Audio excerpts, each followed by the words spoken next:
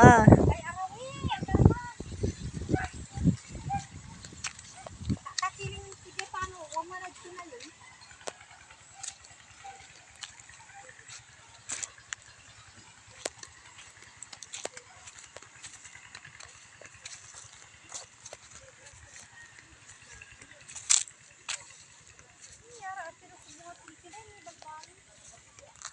Rantig.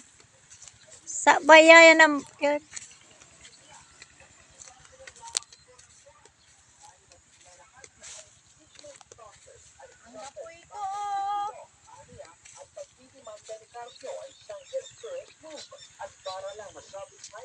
Policarpio!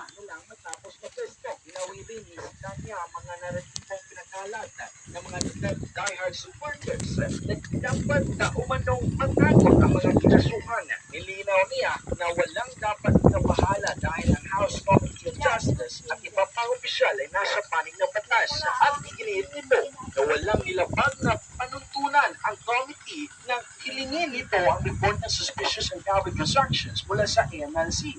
Pinatay na gulat, natatakbo na naman ako.